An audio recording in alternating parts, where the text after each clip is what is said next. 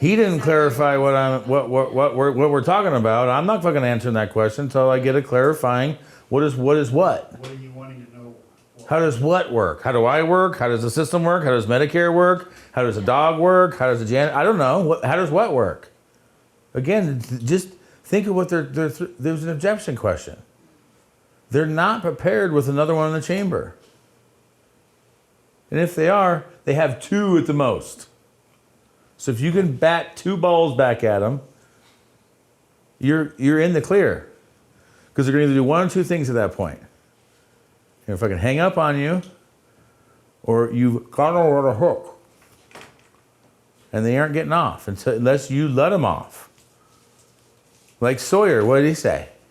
Is this a bad time? Is this a good time? Shall I? Is this a bad time? Is better because at least you're getting a fucking yes instead of a no. Now that you mention it, yes it is. But very rarely, the only time I ask, is this a good time, is when?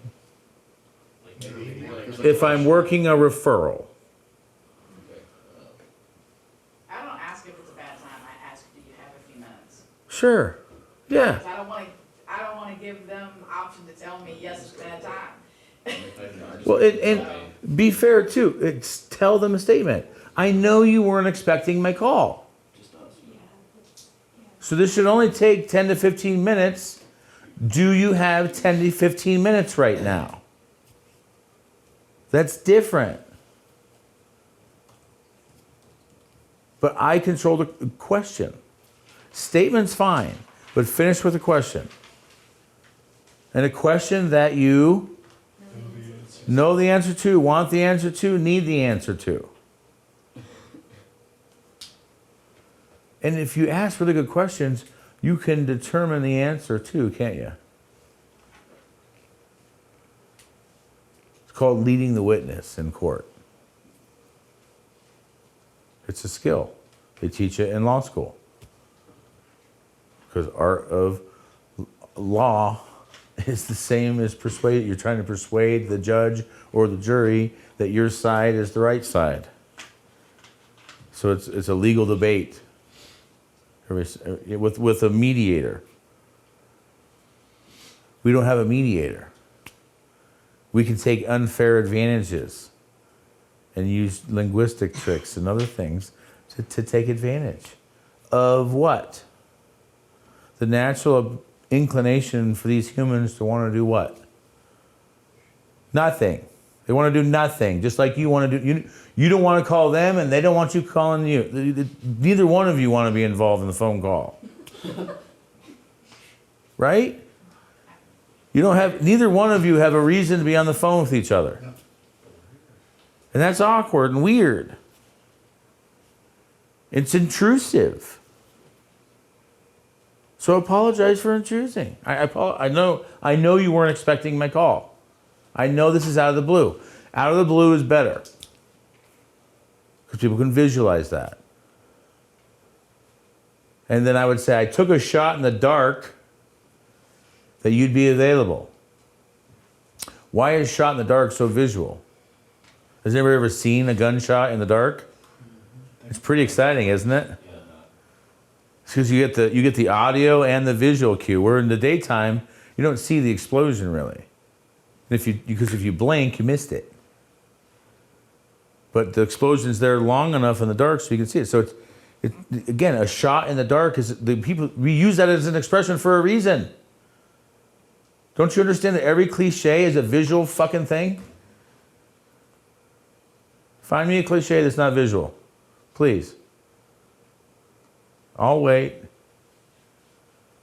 Go ahead, let's name some cliches. Day late, $1 short, cat's out of the bag. Huh? Higher than a cat, yeah. Higher than draft pussy is one of my favorites. Cliches are visual for a reason. That's how you remember. So use cliches. But use them as a joke. Well, it's because it's hard to be honest nowadays. But if you can just, that's the way you can separate yourself from everybody else. Like, think about that. If someone called you and they were a salesperson, they said, look, I know you don't want to talk to me. Technically, I don't want to talk to you either. This job sucks. No, I've had telemarketers do this, and I felt sorry for them and bought some stuff from them. I do too. I'm really nice to them, and I'm like, He's like, dude, I've had people go, dude, this is my 55th call, and 42 of them told me, like, die. Go die, jump off the roof, right? But that honesty, that raw honesty was refreshing. And so, like, okay, you're cutting through the bullshit. You're not trying to pitch me. You're not trying to read the script. You're just trying to be a real human with me. It's like, look, I know you don't want to talk to me. Even though you went on Facebook yesterday at 5 a.m. and filled out the form, you probably immediately had buyer's regret when my robot texted you back. And I would say it just like that, because then they go, fuck, it wasn't you? Yeah, I'm not sitting around like fucking, where are they? yes, I'm awake at 2 in the morning. I'm not just like a mad scientist waiting for the psycho alarm to go off and for me to go fucking, oh shit, so we got one, Paul! This isn't bear trapping. But if you understand, having that conversation just like that would be authentic and real, and they would be like, shit, man, I like you. They would have to. If you catch my wife on a call like that, she'll ask them, what are you wearing? Yeah. Just like the Jacobs. Yeah, but here, what if someone says that to you? Because my answer came right away, because I've been practicing this shit. I'm sitting here. What do you want me to wear? That's what I was gonna say. What do you see me wearing? Yeah, what do you think? Get control of the conversation back. So you just use the technique I taught you, which is ask the question back. Just reframe it and get control back. Right? So it's a talent. It's a skill. It's developed. But you got to start thinking about this stuff.